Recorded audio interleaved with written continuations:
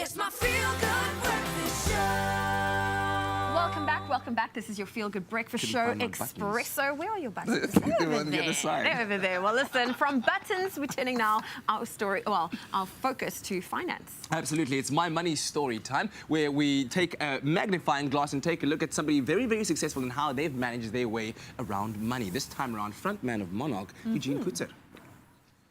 It's time for #MyMoneyStory with Expresso, where each week we sit down with someone who has made a success in their chosen field to learn more about the relationship that they have with money and the lessons that they've learned along the way. And it's been an awesome series so far. So today we're sitting down with a man who, were it not for his amazing ability to sing and write music, would probably be sitting all alone in a dark library basement at a university somewhere studying some ancient scrolls, because before he became a huge success with the hit band Monarch, he actually got his PhD in ancient Greek. It's Eugene Coetzer, and of course, Grant van Zyl, our master in all things financial. Gentlemen, awesome to have you. Eugene. Thanks, man. I just actually came from that dog library. On my way here. Yeah. That's why he's still got his glasses so nice to be here in the So you weren't joking about the psychologist after? Yeah, no, definitely gonna see her. I need it, man. There you go. I mean, dude, what a change in lanes, which means to me that you've got a very interesting money story behind why you've chosen to answer this calling as a musician. What's your first memory of money?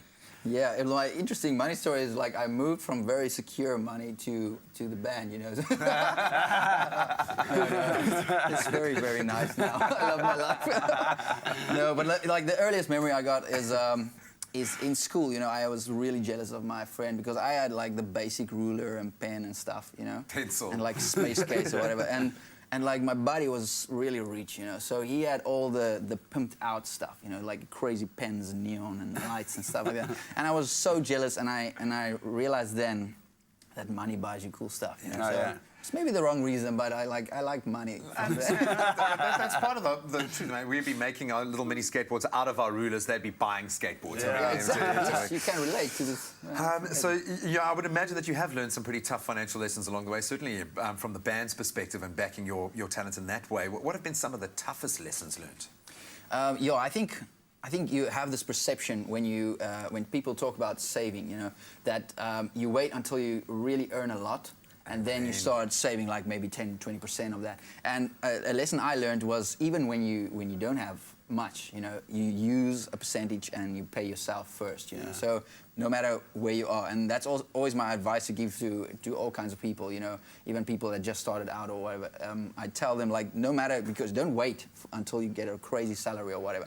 Just take 10% of what you got now. Grant, I don't think we need you here today. Yeah, but this is unbelievable. But this emerges in almost every chat that we have had. Every single time, hey? It comes up every single time. So you're hitting the nail on the head, spot on. So that's really good advice. So I can go home now. I can go see my psychologist now. I really appreciate it. But I've got an interesting question for you, if you don't mind. So how did you go from being a PhD professor to now into a band? I mean, should be an interesting story. Yeah. Well, I always had the passion for music. Like since like grade 10, I started writing songs and just kept on going, and it was always a dream. But I think that's also a lesson actually I learned, because people easily say, and this links to my story, we'll get to it now, but people easily say just follow your passions and success will follow, you know, all those crazy slogans. But if you don't have a steady backbone or second plan, you can't like explore and risk, you know. So that was my kind of thing. Like I knew I had to drive and get the degrees if I want to one day, like maybe take a risk with a band. Oh, yeah. So it was kind of a parallel thing, you know. And as the music progressed and got to a cool stage where we like set our first single into the world, you know. Then I was ready also to make that shift and say, okay, this is not too much of a big risk because I have like a backup plan. I love that. And that's great inspiration for guys out there that actually have dreams, and then they need to understand that you actually have to plan to get to those dreams. Well, I'm hoping you've got at least one conundrum to pose to Grant this morning, but we're going to get into... Otherwise, we're just going to have coffee. Yeah, exactly. We can continue to regale our history. I don't even need my psychiatrist. Yeah, exactly. It's so inspiring. But awesome to have Eugene here, dude. You've got a really interesting story and inspirational at that. We're going to continue this very interesting #MyMoneyStory discussion a little bit later in the show. It's my feel-good breakfast show. We continue our hashtag My Money story with Eugene Coetzer, the frontman, of course, of Monarch, but now we've discovered has a PhD in ancient Greek as well, and possibly a PhD in financial matters, Sure. as Grant has been schooled this morning by Eugene. But we are sitting next to an incredible and very realistic financial resource in Grant, and he's helped us with a huge amount of our personal issues as well. Is there a particular issue that you are battling with right now that you'd like a bit of guidance on? Yeah, I think I would like to know, like, if you make choices now for the future, what is the best option? Or even if you have to choose, like, what are the risks to every part? Like, should you, like, put all of your money into a long-term investment? Or should you maybe buy property? Or should you maybe start a little business, even if you don't know too much about it? Or maybe, like, a coffee shop or something? Like, what's the best thing and what are the risks? Clearly the band is doing well then. Yeah. I love that. It's like Ross White. He's like, I've got too much money. What do I got a problem? So I think that's a really good question. So what I always recommend to people, and especially when it comes to creatives, is to try and figure out how do you quantify everything. So when you're wanting to buy something or invest in something, you need to understand what sort of return are you going to get on that. So we call that the internal rate of return. So if you buy a property, are you going to make money on that property when you sell it one day for the price that you paid for it? And then let's use the second example. If I invest in a long-term investment, will I make more money than the property? And then if I had to invest in a company, which one of the three are going to give me the best internal rate of return? So we're always going to look at that sort of the number to quantify what am I going to get the best return on my money for? Because remember, in life, we only got so many investment opportunities. And when you're starting to buy property and investing into businesses and that, you normally land up putting quite a bit of money into these resources. And those resources you're wanting to make work in the very best possible way to make you as much possible money for yourself. So we use the phrase, you want to make your money work for you instead of you work for your money. So that internal rate of return is the quantifying methodology. So if I put 100,000 Rand in 5 years' time, out of the three, which is going to give me the highest return? And that's normally the one you're going to go for first. So it's not one or the other, or whatever the case. But some homework, it's one that's going to give you the best return. However, when it comes to property, sometimes it becomes an emotional decision because some people don't like renting.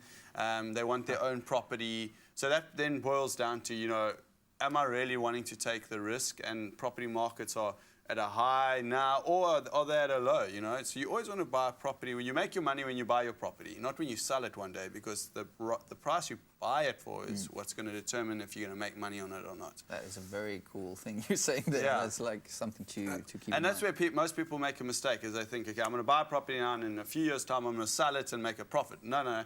You make your money when you buy it, straight away. Wow. So that's the bottom line. So even there, you have to quantify it. Like, you need to take commission into case. You need to take all of the different things into consideration. And are you going to make money out of it, A lot of people like property. The reason being is because you're dealing with big figures. But if you quantify it again, you're normally dealing with like a 5 to 8% return. Yeah. If you now do a long-term investment with us, you're looking at a 12 to 15% return. So it's like a no-brainer, and you've got liquidity. You don't have any risk in whatever economy or whatever the case. And also your hands aren't tied. You can so you've got the liquidity. So then if other opportunities come around, then you can go and do them. So we call that fishing. So the more fishing rods you have in the water, or the lines you have in the water, the more opportunities that come along you can try to catch. Oh, Eugene, in your case, I can just throw a net, bro. Yeah. You're going to throw a net at this stage. So hopefully we've removed the need for financial planning and a psychologist this morning. Sure. So much very fun. interesting conversation. I'm very proud of where you guys have taken it. They built the first fishing rod, man. They gave to the Caesar one last year. Give to Caesar. Oh, gentlemen, what an interesting chat. Really excited to see where you as a band, you as an individual are going at the moment. So congratulations on that. But even more interesting to find out about your backstory. A PhD in ancient Greek. That's well gravitas, my friend. Thank you gravitas. so I know much, it's bro. Latin, but That's you the get what I'm hashtag for saying. Ben, definitely gravitas. That is Eugene's hashtag My Money Story. If you've got any questions that you'd like to forward on to Grant, please connect with us and ask us your questions. We'd love to connect with you as well.